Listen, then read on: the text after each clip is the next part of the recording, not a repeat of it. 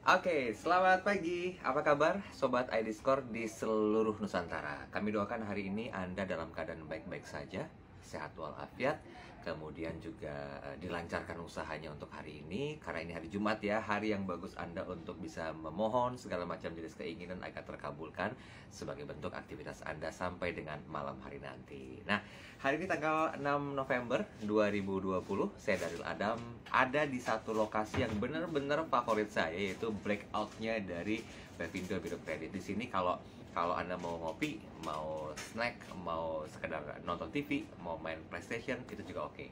Nah, tapi selain tempat favorit ini merupakan tempat idola saya, ada juga yang diidolakan pada hari ini. Karena selama 40 menit ke depan, kita akan ngobrol, kita akan coba gali lebih jauh apa saja sih konten yang Anda bisa tahu sebagai member dari iScore untuk tahu apa saja yang ada di Pevindo Biro Kredit. Nah, mungkin kalau boleh saya izin untuk review sedikit nih ya, Sobat iScore. 2 minggu lalu kita di program Bincang Santai itu ngebahas tentang pentingnya penerapan Enterprise Risk Management. Hadir Pak M. Rizky Nazer selaku narasumber kita. Kemudian nih saya contohkan, saya lihat dulu ya.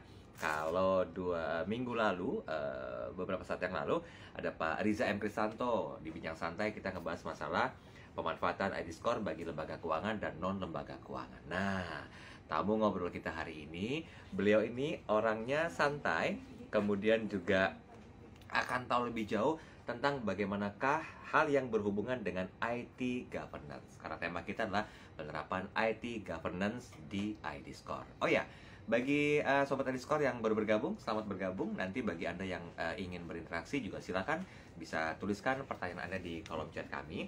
Dan bagi Anda yang belum bergabung, mungkin Sobat ID Score bisa informasikan kepada rekan-rekan Anda bahwa ID Score setiap 2 minggu sekali itu mengadakan talk show atau bincang santai bersama dengan ID Score. Yuk, saya nggak mau lama-lama, langsung saya akan panggilkan narasumber yang akan hadir di bincang santai ID Score pada kesempatan hari ini.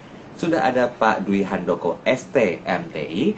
Beliau adalah Division Head Information Technology Planning, Development and Operation dari Pevindo Biro Kredit. Selamat pagi Pak Dwi.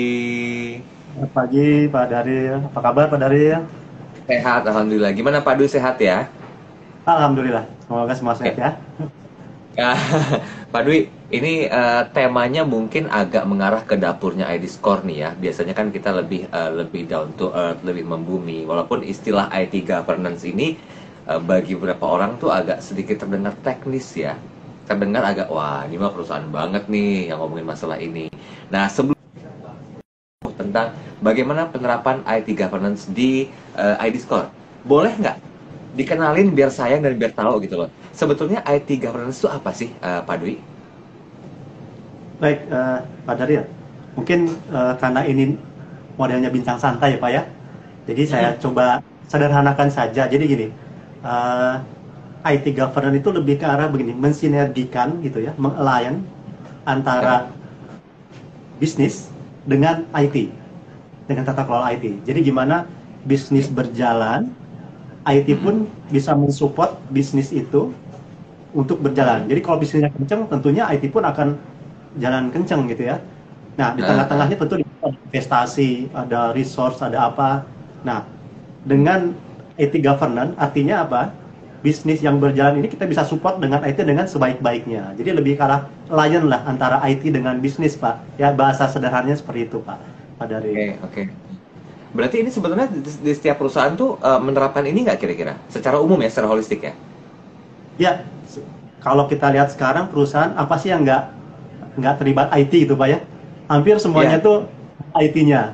Bahkan di jualan-jualan yang sederhana pun ada IT-nya gitu ya, ada perangkat-perangkat IT. Apalagi di ID Score ini yang memang cukup besar gitu ya, kita sebagai LPEP yang nomor 1 ibaratnya untuk Biro Kredit. Jadi peran IT-nya sangat-sangat luar biasa di sini Pak. Oke. Nah, kalau tadi dikatakan ini kan seiring dengan perkembangan digital ya, yang memang menuntut dalam tanda petik untuk bisa beradaptasi dengan keadaan zaman. Nah, kalau kita lihat sendiri, udah berapa lama kira-kira penerapan IT governance di ID Score ini, Pak Dwi? Ya, kalau secara company memang kita juga belum lama Pak. Kita baru 2015 kan starting ya, 2017 itu baru starting operasional. Tapi sejak 2017 sebetulnya dari manajemen ya, kebetulan memang kita kuat sekali manajemen kita untuk untuk governance ini sudah memulai Pak, sudah memulai untuk melaksanakan governance tersebut ya, terutama di IT. Artinya 2017 secara internal waktu itu ya, kebetulan saya juga joinnya belum 2015 belum join, baru 1 tahun ke belakang. Tapi sejak 2017 itu secara internal itu kita sudah memulai Pak. Jadi di IT sendiri melakukan apa yang disebut dengan tata kelola IT seperti itu gitu. Jadi melakukan penilaian apa saja sih yang harus diperbaiki ya, titik-titik mana saja yang diperbaiki dalam pengelolaan di governance di ID Score. Jadi sejak 2017 kita udah starting Pak, dan sampai sekarang ya, sampai ke 2020 ini kalau kita sebut acuan atau frameworknya itu sudah banyak ya kita coba terapkan di sini Pak ya. Jadi banyak sekali, nanti akan saya cerita sedikit juga bahwa ID Score ini dari mulai dulu awalnya ya ada IT risk ya, kemudian ada enterprise risk-nya juga dari sisi corporate, kemudian ada istilah ya teknisnya ada COBIT lah. COBIT itu seperti control objective, itu untuk IT governance juga. Kemudian ada ISO 9001 untuk manajemen mutu, itu sebetulnya tata kelola semua tuh Pak. Kemudian baru kemarin kita juga sudah direkomendasikan untuk mendapatkan ISO 27001 untuk information security. Jadi referensi untuk IT governance kita banyak sekali yang kita jadi acuan di ID Score gitu Pak Dario. Oke, ini kan konteks kita tentang penerapan IT governance di ID Score ya. Boleh nggak diceritain sedikit pertamanya idenya seperti apa, kemudian berjalannya penerapannya seperti apa, sampai dengan saat ini itu seperti apa kira-kira yang paling tidak ini menjadi inspirasi lah buat para perusahaan di luar sana yang mungkin mendengarkan bincang santai kita hari ini. Baik. Jadi tadi balik lagi ke konsepnya IT governance, bahwa kita men-align ya IT dengan bisnis. Jadi gini, kalau misalnya bisnis ingin, ini bahasa sederhananya ya Pak ya, ingin ini availability system harus tinggi nih. Nah, kita sebagai orang IT kan akan berpikir itu, aduh seperti apa sih harusnya ya untuk menjaga availability system itu. Akhirnya dengan acuan ataupun dengan kita lihat referensi COBIT misalnya gitu ya. Di situ itu beberapa domain yang harus kita penuhin, di situ ada Pak ya. Jadi kalau tadi kita sedikit bagaimana implementasinya, ya kita bertahap. Kita mencoba dulu pertama cari acuannya. Bagaimana cari acuannya? Dan kebetulan kita menggunakan COBIT ya, acuannya. COBIT. Dari acuan itu kita mapping Pak, kita mapping ya. Setiap organisasi di mapping, dari mulai organisasinya, resource-nya, teknologinya kita mapping. Kemudian kita nilai ya, kita nilai. Kalau dari acuan misalnya harusnya untuk hardware misalnya harusnya nilainya 10. Oh, kita baru di 5. Oke, kita taruh nilai 5. Untuk orang harusnya ada sekian-sekian, nilainya harusnya 5. Kita baru ada 3. Terus dinilai sampai akhirnya muncul tingkat maturity kita. Oh, kita sebetulnya ada di titik mana sih? Oh, kita di titik 2, sekian gitu. Oke, kalau dari 2, sekian kita mau ke 3, arahnya gimana? Nah, poin-poin itu yang diperbaiki. Jadi ID Score itu seperti itu Pak. Jadi kita waktu itu coba mapping semuanya ya, secara internal kita lakukan mapping dari mulai organisasi, infrastruktur semuanya. Kemudian muncullah kekurangan-kekurangan yang harus diisi. Nah, seiring waktu berjalan kita isi masing-masing. Oh, availability harusnya ada seperti ini. Perangkatnya harus ada 2. Kalau ini mati, di backup sama ini. Terus ini. Misalnya di manajemennya harus seperti ini supaya aman. Security untuk koneksinya harus seperti ini. Ke arah member ada standarisasi. Nah, itu semuanya mengikuti aturan-aturan yang memang sudah ada referensinya. Jadi kita lebih mudah Pak untuk implementasinya. Nah, dari yang tadi implementasinya yang tadinya 2,5, gimana Pak? Perlu adaptasi juga ya? Oh, perlu Pak, perlu.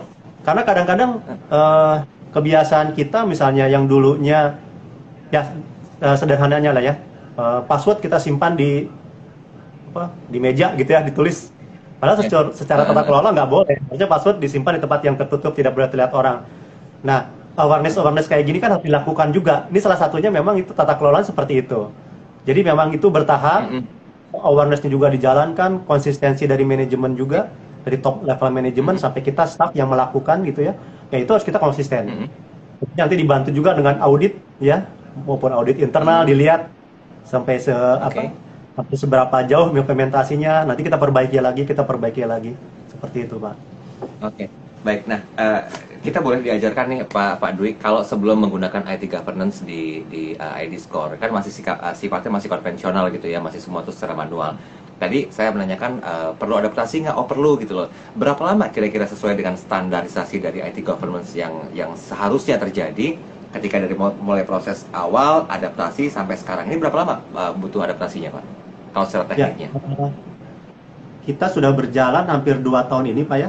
Ya, jadi setahun ke belakang ini sudah dua framework lah ya mengenai manajemen mutu dan ISO 27001 kita terapkan juga.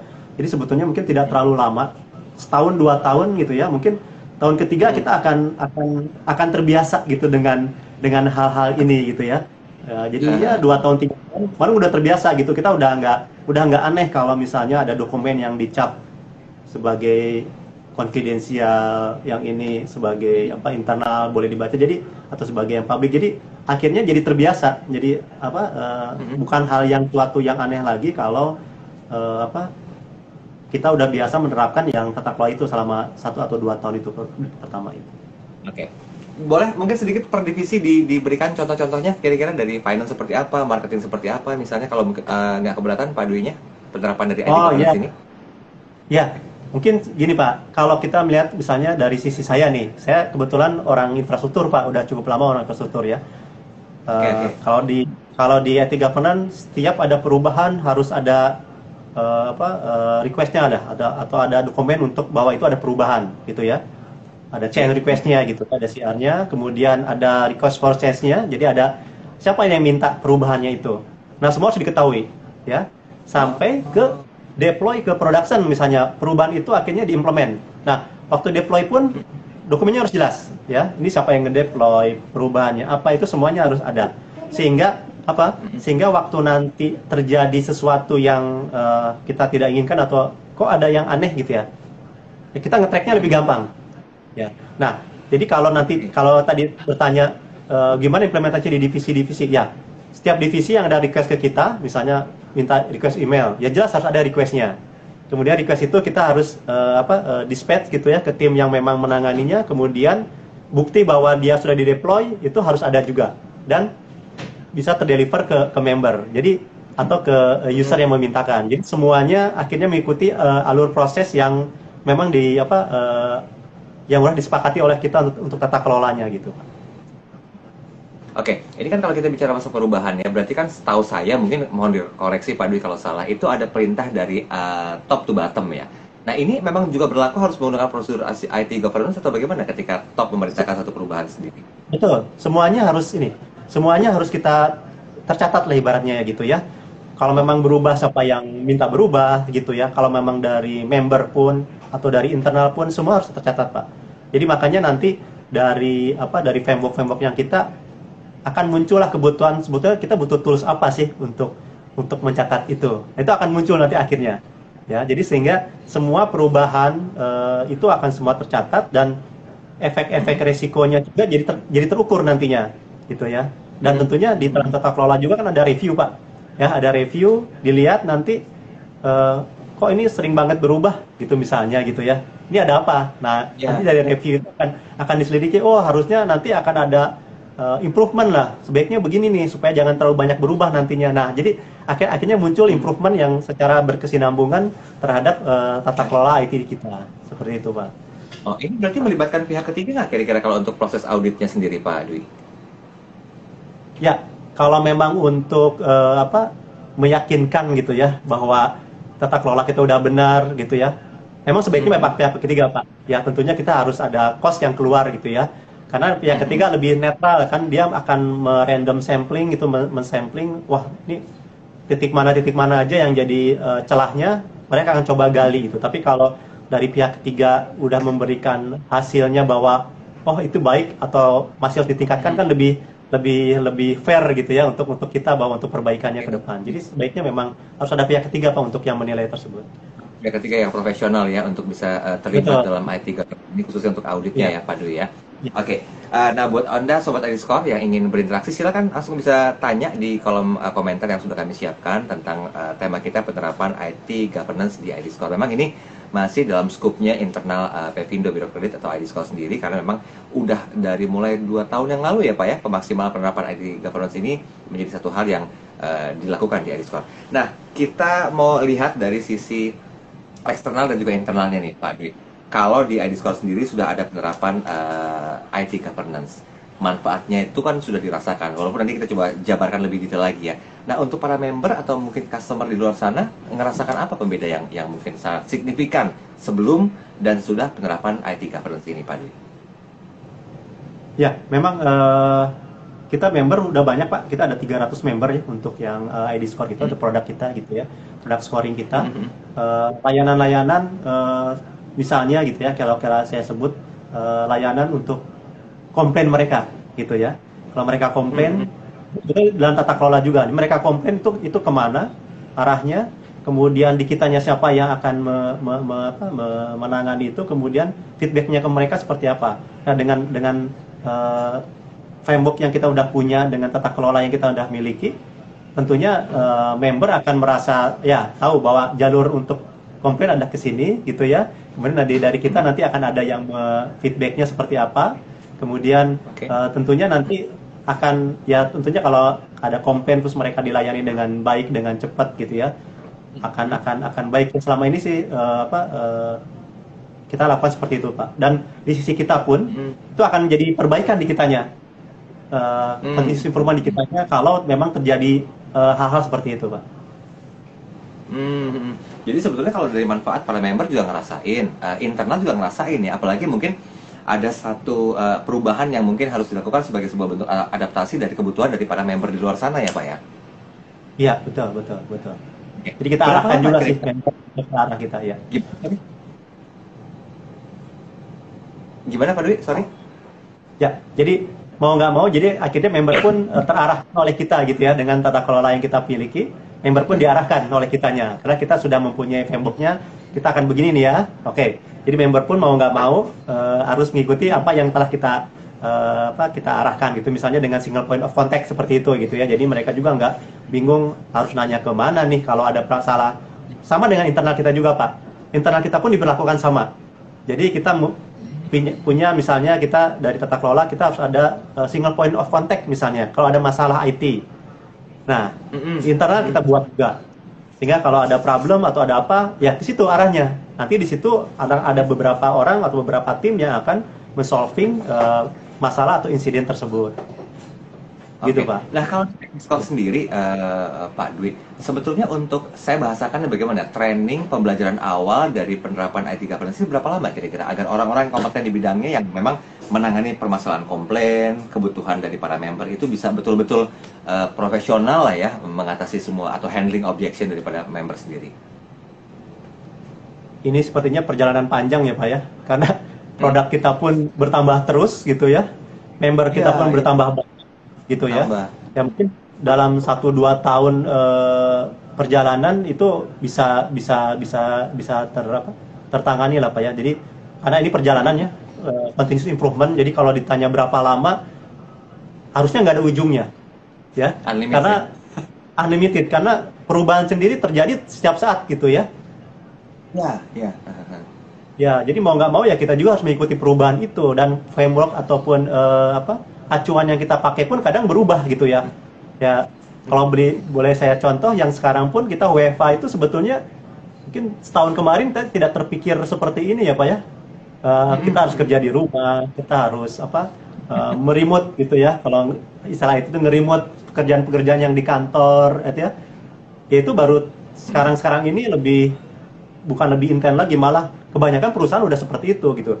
Nah, karena dalam tata kelola itu juga memang ada hal-hal yang memang akan muncul tidak kita ketahui, akhirnya untuk perubahan itu pun kita mau nggak mau harus ikut perubahannya, tapi tentu saja dengan tata kelola yang baik, dengan governance yang baik gitu ya. Jadi masalah security-nya tetap kita harus jaga ya, masalah confidentiality-nya kita harus jaga, seperti itu Pak. Itu jadi tetap harus meskipun berubah tapi tetap terjaga itu semuanya. Oke, ini kan kita tadi udah banyak singgung masalah teknisnya nih dari sisi atasnya ya. Saya coba mau turun ke bawah lagi. Pak Dwi Handoko ini kan Division Head Information Technology Planning, Development and juga Operation. Gimana sih Pak secara pribadi tuh memberikan satu motivasi kepada tim yang ada di bawah Bapak gitu loh, agar mereka tuh punya kesadaran, awareness, mereka bisa agile juga, mereka bisa komitmen juga, konsisten juga, bahwa yang mereka rasakan itu ya apa yang diinginkan sama member juga gitu loh. Karena satu perusahaan itu kan memang satu buah rumah yang dihuni oleh banyak divisi, kemudian juga SDM, sehingga udah betul-betul konsisten dan komit gitu loh. Nah, bagaimana bentuk secara pribadi lah yang Pak Dwi lakukan? Siapa tahu ini bisa jadi contoh juga, motivasi dan juga inspirasi juga buat para division head yang lainnya yang mungkin dengarkan kita atau lihat kita hari ini. Baik, kalau dari IT sih memang banyak aspek teknis Pak yang harus kita terjun langsung gitu ya. Jadi karena memang saya juga background-nya teknis gitu ya. Jadi kalau kita lihat tim gitu ya, tim saya itu memang dibagi-bagi Pak gitu ya.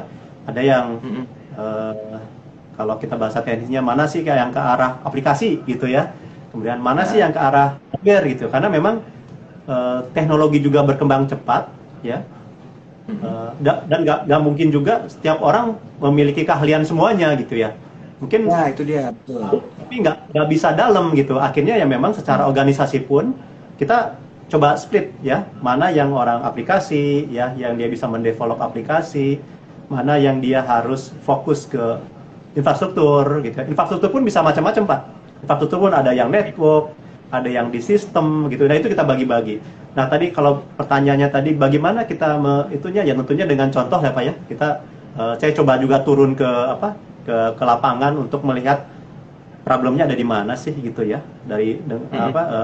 Kalau suatu implementasi misalnya satu project, implementasi project, kemudian kita lihat kebanyakan memang saat ini banyaknya problem teknis gitu Pak ya. Jadi kita implement banyak problem teknis yang kita harus dengan pengalaman kita, plus jangan lupa bahwa kita juga banyak network ya Pak ya. Jadi kita bisa tanya sini untuk implementasinya. Jadi itu yang saya mewajibkan kepada teman-teman itu ya jangan berhenti gitu ya. Kalau ada masalah jangan berhenti, tapi coba cari tahu. Kita Google pun ada gitu sekarang pun ya. Kadang-kadang hal teknis pun dengan googling gitu ya, jawabannya ada gitu. Ya.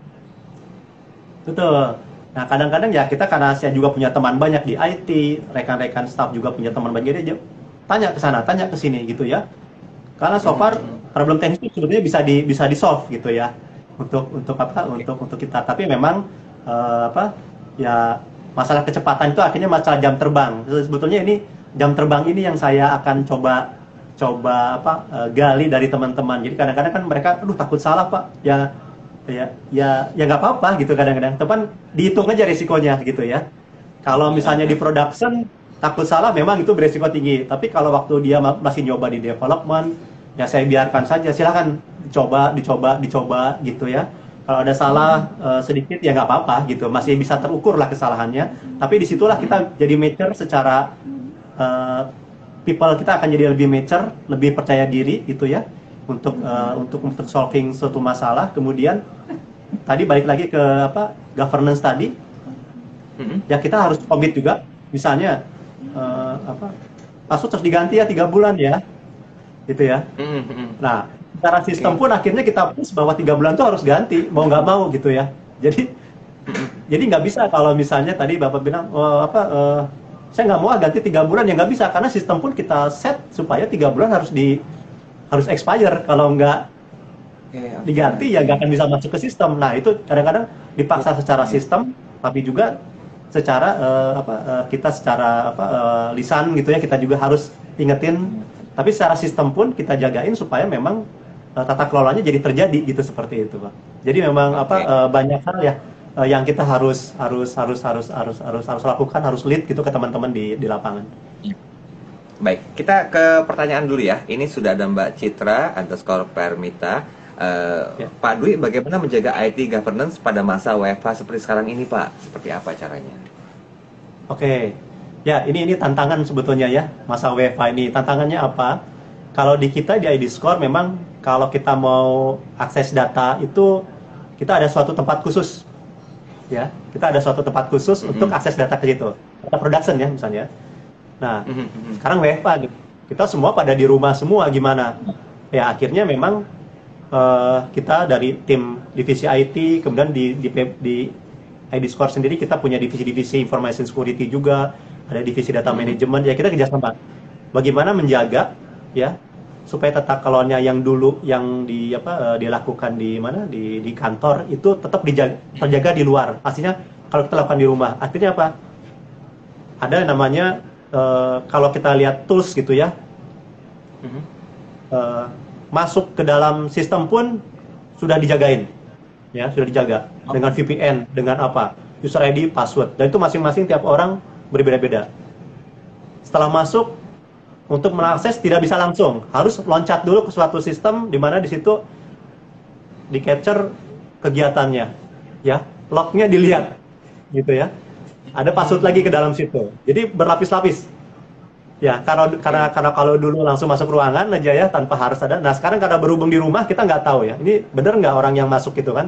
Mau nggak mau jadi dia harus beberapa kali loncat untuk memproteksi lah ibaratnya. Jadi bukan hanya secara teknis kita ada firewall itu iya, tapi secara Ah. prosedur pun kita jagain. Mhm. Prosedur pun kita jagain ya. Jadi ke pertanyaan tadi bagaimana kita menjaga WFA gini ya tetap harus berjalan, bisnis harus berjalan ya, tapi tetap Mhm. kita jagain dengan koridor-koridor supaya risikonya jadi jangan tinggi gitu ya untuk kalau terjadi breach data atau terjadi ada keteledoran lah gitu dari staff kita tetap harus jagain. Oke, berarti kalau WFH ini sebenarnya lebih lebih santai atau lebih gimana suasananya ini kalau untuk penerapan IT governance-nya di ID Score? Oke, kalau penerapan IT governance mungkin akan jadi sedikit lebih sibuk ya. Kalau saya rasakan ya, Heeh. secara rasanya lebih sibuk, tapi mungkin secara governance sih sebetulnya hampir sama aja Pak, nggak ada yang berubah ya. Karena Oke, heeh. kegiatan daily activity-nya juga sama, nggak jauh Mhm. berbeda itu ya. Oke. Hanya mungkin yang agak membedakan ketika project. Nah ini ya project menarik nih ya. Ketika project Mhm. yang biasanya kita ngumpul ke suatu ruangan kita bahas gitu ya. Ini semuanya di Mhm. luar. eh, Partner-partner atau vendor pun yang mengerjakan juga nggak bisa ke kantor karena memang dibatasin semuanya. Akhirnya memang Betul. terjadi penyesuaian waktu lah ya, penyesuaian dokumen juga kadang-kadang ya supaya semuanya tetap terlaksana. Mungkin approvalnya jadi butuhnya oke, approval by email aja dulu karena ada beberapa aplikasi kita belum ada approval yang signature yang digital lah gitu ya. Jadi mau nggak mau ya Iya. approvalnya tetap manual dulu gitu ya, secara email di approve, hal seperti itulah. Jadi yang penting memang bisnisnya tetap berjalan gitu ya. Kita monitoring pun Mhm. kita tetap berjalan ya, review-review terhadap project pun tetap berjalan, semuanya tetap berjalan Pak. Gitu Pak.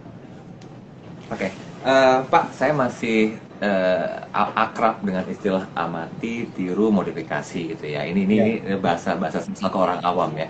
Apakah ketika penerapan IT governance ini juga mengadopsi sistem itu, Pak? Atau mungkin ada satu benchmark yang betul-betul jadi acuan ketika ID Score menerapkan IT governance? Ada nggak? Kalau mungkin boleh sebut company-nya, silakan. Kalau kurang berkenan juga nggak apa-apa sih, Pak Dwi. Gimana, Pak? Oke. Penerapan itu seperti apa? Kalau gini Pak, kalau eh, perusahaan seperti kita ya, ID Score di mana kita mulai private credit bureau ya, credit bureau swasta gitu ya. Memang di Indonesia boleh bilang kita leading lah. Jadi kalau kita mau mencontoh di Indonesia siapa yang jadi acuan kita agak sulit nih. Tapi justru di situ Wah. kesempatan kita untuk melihat dari luar. Betul. Iya, Kita iya. melihat dari jadi kalau di negara-negara lain misalnya, kalau yang sudah pernah kita ke sana ya gitu ada Korea, ya kita lihat ada ada mungkin Citos, tapi Citos juga nggak sebesar kita gitu ya secara jumlahnya.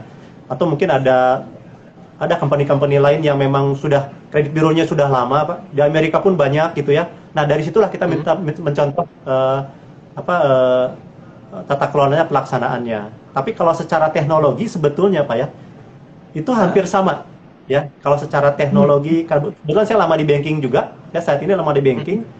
Jadi secara tata kelola teknologi sebetulnya mirip-mirip gitu ya. Yang membedakan adalah aplikasinya di dalamnya gitu yang berjalannya sama bisnisnya. Oh, Jadi kalau kita melihat iya, iya, iya. referensinya mana, wah banyak. variansinya banyak gitu ya. Kalau kita ngomongin ISO 27001, wah banyak perusahaan yang sudah menerapkan itu gitu ya. Di luar Iya, negeri iya. apalagi lebih banyak, karena itu kan buat buat menjual juga gitu ya, bahwa kita memang tata kelola information security-nya kuat. Jadi banyak Mm-mm. sekali contoh-contoh perusahaan gitu yang kita bisa lihat, terutama kalau kita ID Score, kita tentunya melihat kredit biro di negara lain ya. Jadi kita selalu benchmarking dengan mereka, kita lihat seperti apa mereka melakukan tata kelolanya atau governance-nya, kita Mm. ikutin mereka seperti itu, Pak. Lebih mudahnya Tapi memang itu seperti itu. Kita lihat kredit di biro yang iPhone lain, kita pasang di kita. gitu. Iya, Pak Dwi ya. Tapi itu bisa diterapkan ya di ID Score ya. Oh, bisa, Pak, bisa, bisa, bisa. Karena kan secara teknologinya sebetulnya sama-sama aja, gitu. Ya, iya, iya, iya. Oke, Pak, tadi kan kita udah singgung tentang manfaat yang dirasakan sama member, bahkan internal ID Score sendiri. Nah, kalau untuk lembaga keuangan dan juga non-lembaga keuangan, ada manfaat yang dirasakan nggak dengan penerapan ID governance di ID Score sendiri? eh Kalau di lembaga keuangan tentunya karena kita berhubungan dengan data ya, Pak ya. Jadi mau Mm-mm. tidak mau sih ya, untuk yang masalah tadi kayak saya sebut information security seperti itu, ya memang mau nggak mau Mm-mm. harus dilakukan, karena eh, ya sekarang itu yang bermain itu kan informasi ya gitu ya, yang bermain itu informasi, yang itu yang kita jaga gitu ya.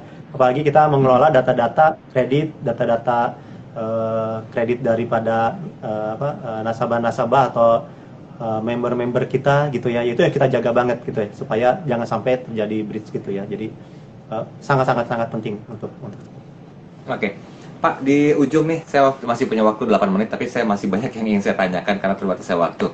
Mungkin boleh disampaikan, Pak Dwi, kita melihat manfaat banyak orang yang merasa ketika nanti mempercayakan ID Score sebagai biro kredit itu akan melihat banyak sekali hal positif. Oh, begini ya, walaupun leading ya dalam artian ya. Tapi apakah ada satu manfaat yang betul-betul ini unforgettable banget deh buat para member, buat para customer di luar sana, otomatis mungkin juga lembaga keuangan dan juga non lembaga keuangan yang merasakan gitu loh. Ini loh ternyata manfaat penerapan ID Score, IT governance di ID Score. Itu seperti apa kalau boleh di-sharingkan? Boleh, boleh, Pak. Jadi tahun ini kita ada berencana untuk mengeluarkan juga My ID Score ya. Jadi scoring My yang ID ke arah Score. ya My ID Score ya, yang ke arah perorangan gitu ya. Dimana Mm-mm. ya mudah-mudahan bisa bisa terlaksana dengan baik gitu ya. Ya, dengan kita penerapan governance yang baik di kita, ya tentunya informasi itu kita akan jaga sekali gitu ya. Kita akan jaga sekali informasi-informasi perkreditan daripada member gitu ya, apapun dari nanti perorangan. Kalau perorangan sebetulnya sudah bisa, Pak, datang kita minta scoring gitu ya, datang ke Oh, oke, Pevindo, oke. minta scoring. Betul, udah bisa, datang aja ke kantor, nanti kita bisa itu kayak walk-in customer gitu ya, saya ingin tahu scoring Mm-mm. saya gitu, kita datang, nanti kita ada administrasi yang harus dibereskan, kemudian nanti kita dapat scoringnya. Itu sebetulnya sebagai apa ya, ya sebagai penilaian kita gitu ya, bahwa tentang bahwa kita Iya. punya skor yang bagus terhadap kredit gitu ya. Nah kemudian Mm-mm. di balik itu ya tadi balik lagi ke pengelolaannya, bahwa dengan tata kelola yang baik di kita mengenai masalah data, masalah security, tentunya aman buat para member, aman juga buat para nanti nasabah-nasabah yang walk-in tadi, bahwa eh, data itu dikelola oleh kita dengan sangat baik, dengan sangat prudent gitu ya, hati-hati gitu ya, sehingga mereka Mm-mm. pun akan merasakan bahwa dan integritas datanya betul gitu ya, karena pengelolaannya yang Mm-mm. baik, sehingga mereka pun dapat merasakan nanti data yang memang baik itu dari sisi kitanya, Pak. Mhm.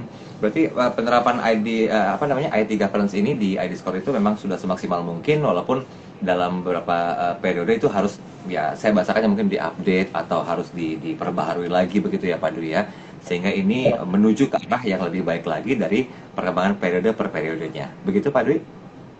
Betul, Pak, kita harus, karena berubah terus, Pak, teknologi berubah terus gitu ya, bisnis pun berubah terus, mau nggak mau kita juga Mhm. harus berubah ya, kita akan mengikuti perubahan itu, tapi jangan lupa juga memang uh, governance-nya harus kita jaga terus ya, berubah Mhm. seperti apa jaga terus, supaya jangan terjadi jangan ada risiko yang akhirnya muncul gitu, yang terlalu yang tinggi, yang kita Ya. nggak bisa hadapi gitu ya.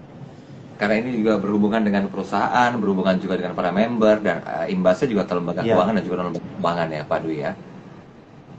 Wah, ini betul, Pak. tugas berat, PR berat lagi nih, apalagi di masa pandemi COVID-19 ini yang masih belum berakhir.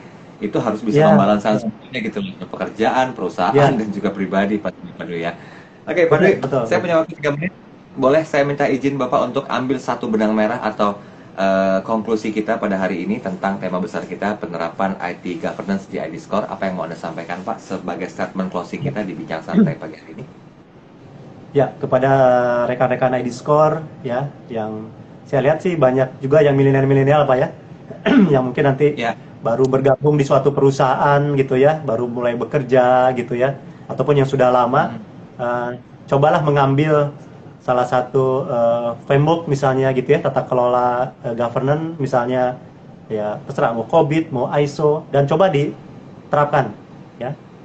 Segera terapkan, karena di situ banyak sekali hal-hal yang kita bisa jadi contoh gitu. Tadi Bapak bilang ada ATM, amati tiru modifikasi, kita nggak usah terlalu mikir banyak, tapi dengan kita melihat ada contohnya di situ, kita akan lebih cepat juga untuk mengikutinya gitu ya. Jadi harus dimulai dari sekarang menurut saya. Jadi baik yang lagi kuliah pun kita bisa belajar, dan ataupun nanti ada perusahaan-perusahaan kecil yang saya masih bekerja di perusahaan kecil misalnya, tapi dengan framework itu bisa mulai dari hal yang kecil, implement gitu ya, domain-domainnya ataupun case-case-nya, sehingga akan jadi apa ya, akan muncul maturity-nya, kematangannya, bahwa tata kelolanya akan lebih bagus lagi ke depannya.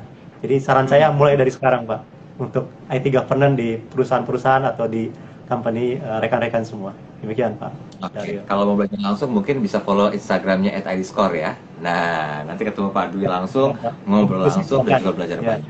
Nah, oke, Pak Dwi, terima kasih banyak. Pak Dwi Handoko, kami doakan sehat-sehat selalu, senantiasa bisa berkontribusi buat ID Score, buat seluruh member yang bergabung. Pokoknya buat semuanya pengabdiannya ini sangat luar biasa, sehingga nanti setiap periode mungkin akan lebih maksimal lagi memberikan yang terbaik buat masyarakat Indonesia pada umumnya.